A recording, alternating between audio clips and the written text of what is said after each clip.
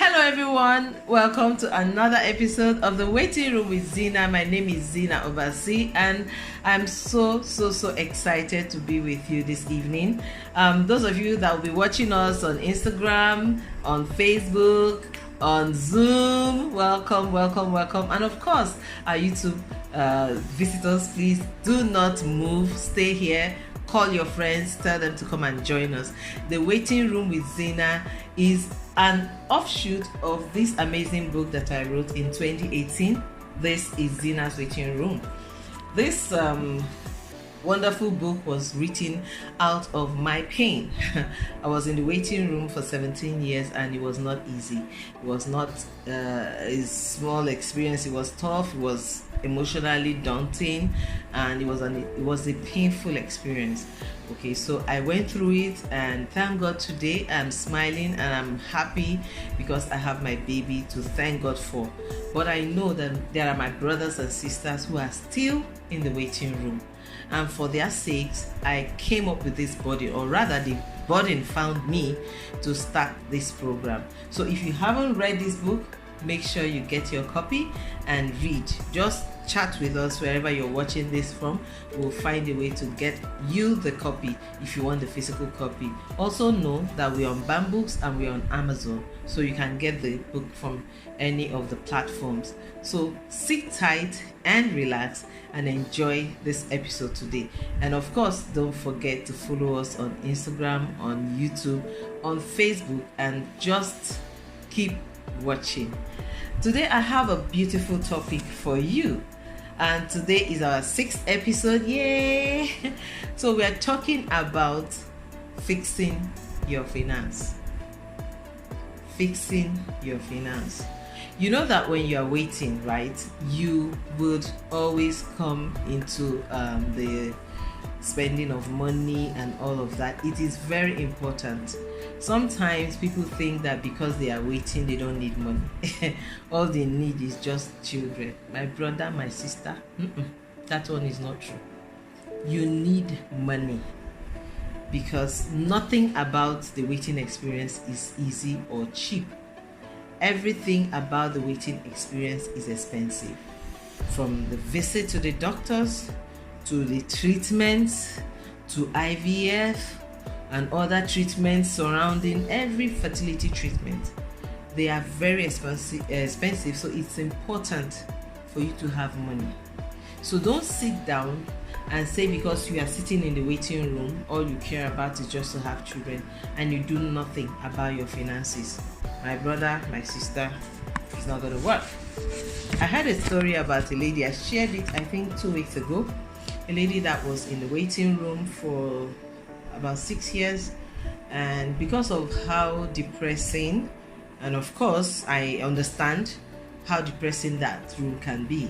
She was there, she was not concentrating on her job, it was not easy for her.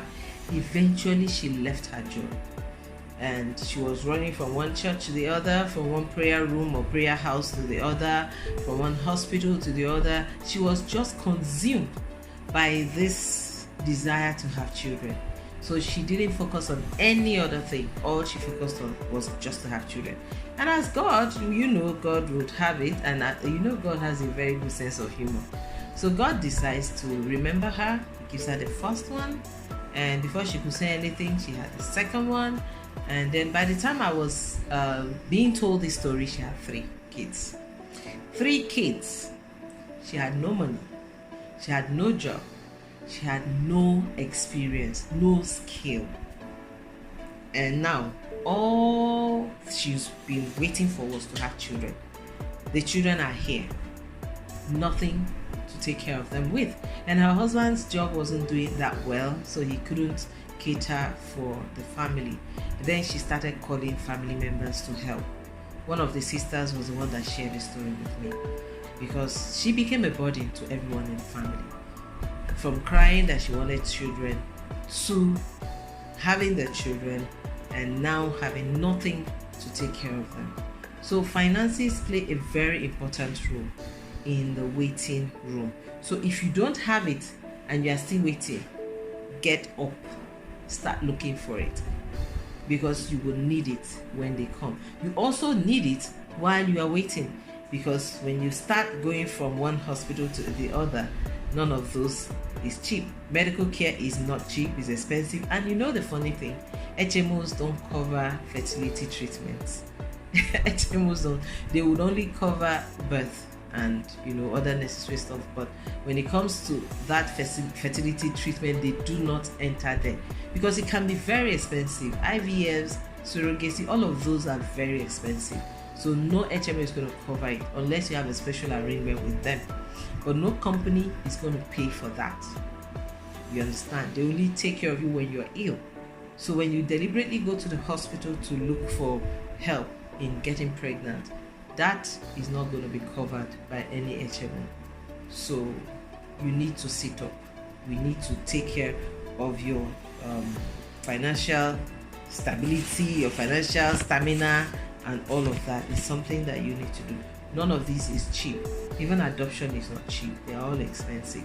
You have to spend money. So what do you do while you're waiting?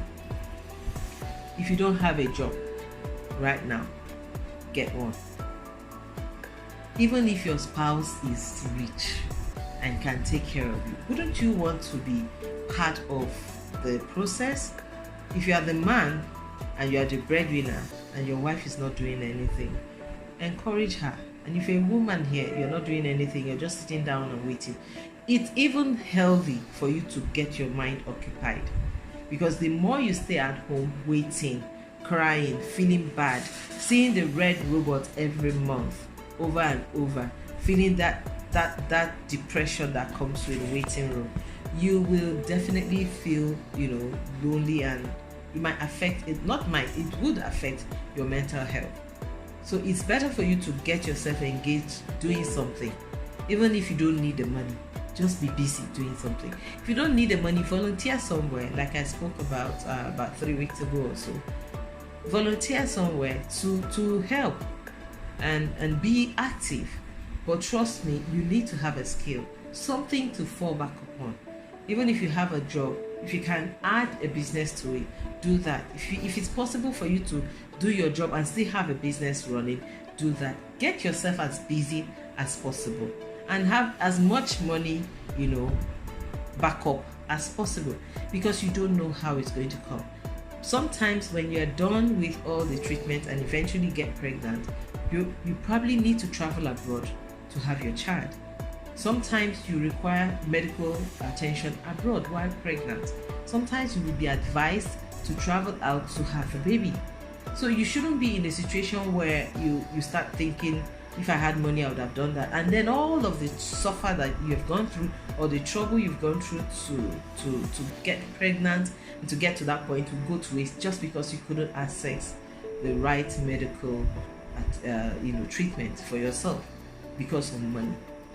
So use this time that you are still okay waiting. You can walk around, get yourself busy, look for an extra job, look for an extra teaching, whatever it is that can get you money, to have as much money as possible, so that you will not be in that position of needing help and not able to provide it for yourself, or having to go begging. Then you don't want to do that. There's nothing as bad as being at the mercy of other people. So if it's something you can solve, please try your best to solve it. So get a job, get a business, get other things that you can do to add to yourself and make extra money.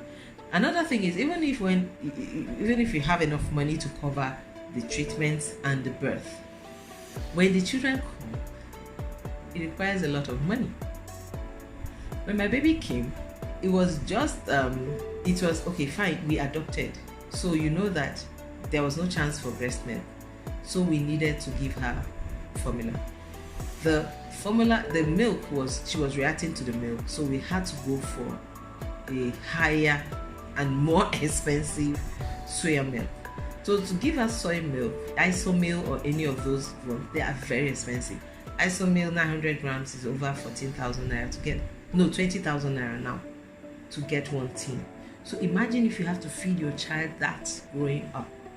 It's expensive. If you don't have the money, to take care of that child, to buy that. When I started buying it though, it was 14,000. The last one I bought was 20,000 per tin of 900 grams. So if you don't have money, how are you going to do that? You cannot force the child to take any kind of formula. You have to give them what they need, especially if it's an adopted child, because an adopted child most likely didn't get the right kind of nutrients from the mother when she was in the womb. So you have to think about all of that. You have to place her on the right supplement that was deficient. My daughter had insufficient vitamin D. I was telling my staff yesterday or today that she used to have bow leg, and one of them was like, "What?" I said, "Yes, she had a very wide bow leg." But I tested her and I found out that it was insufficient vitamin D. So we had to bombard her with a lot of nutritional food and of course supplements. Those are not cheap to buy. The least you can get one of those, the vitamin D supplements, the good one, is 6,000 plus naira, and you have to give her back to back to back. So you don't wait until the child comes and then you allow them to be malnourished, because you cannot afford it. You need money to take care of the children. You need money to care for them. So if you haven't started looking for money, please start looking for money. When they come, you will need money to change their clothes every month. That is another thing. Changing their clothes every month because they are growing and they are changing clothes like that. You need money. When they get to the age where you put them in a school or get a nanny for them, put them in a crèche or get a nanny for them, all of those things will require money. And of course, medical care for them, if you are not under HMO, is also expensive. So these are the things we need to consider. You need to fix your finances. Enough sitting down and crying. Use this time you have now to get up and go look for something to do, so that when they come, you will be balanced enough to take care of them the best way you can and give them what they actually need. Because how would you feel if someone waited for you for 10 years, 20 years, and then you appear and they are not prepared? How would you feel if you were in their shoes? So you need to be financially stable enough. Don't even get me started on the school fees. I mean, the school fees now for minors is much more than what we used when we were growing up. The whole of my primary, secondary, and tertiary education, I don't think I spent as much as some of these people. When you hear what they pay in a year, in a term, just in a term. Because if you go to university, you pay once a year, one section, and that's it. But when you are in a secondary school or a primary school and then try these good private universities, you spend a lot of money on school fees. So it's not a joke. It's not something that you wait. I'm not saying you have to work for everything now. Get everything ready now. I mean, the way the naira is even depreciating, God help us. But I'm saying, get yourself on a track. Be doing something. And hopefully it will grow. If you don't have a job, get one now. If you want to start your business, start it now. If you want to get, beef up your career, your CV and all of that, this is the time to work for it.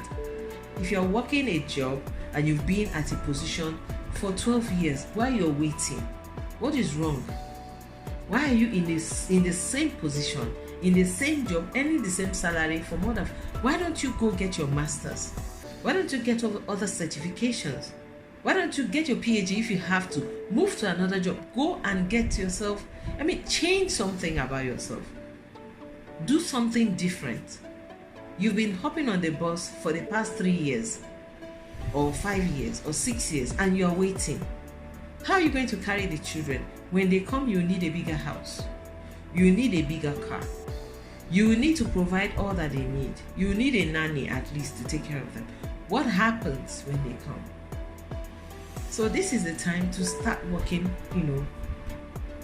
that promotion that you've been sitting down waiting for. Get on the track. Do something to get it. If you're not serious with your job, get serious with your job. Don't play with your job. If you have a job and they're always complaining about you, you're always late or you're absent because you let everybody There are sometimes I feel some people, yes, because you're waiting, you make everybody feel guilty, and you play the emotional blame game. So you're not ready to sit up and do your job because you're waiting. You make people, unable to even caution you when they have the opportunity to, because they don't want to feel guilty because of what you are going through. But are you really doing what you're supposed to do? Are you serious with your job? Yes, you're waiting, but you need to get to a point where people take you seriously, so that when you really do need the time and you take the time off, they would understand. Last week about 2 weeks ago, I talked about not wearing your problems all over your face, because it doesn't solve it. That's the truth. I mean, the more you want to remind people that you're going through the problem, going through all of this, you are even making yourself feel more depressed. Yes, we get it. We are waiting. But how do we navigate this period financially? Don't be a burden to people. Don't wait until 9 months after you finally have the pregnancy and then you're about to deliver. You cannot even pay for CS. And then you start asking people to come to your rescue. You had the time. Because the truth is, don't wait until you get pregnant before you start looking for the money. Because when you're pregnant, you don't know the kind of pregnancy that you will have. I had the worst pregnancy. Unfortunately, I still lost my baby to it. But I had the worst pregnancy. Everything that happens to a woman as morning sickness happened to me. So we spent a lot of money.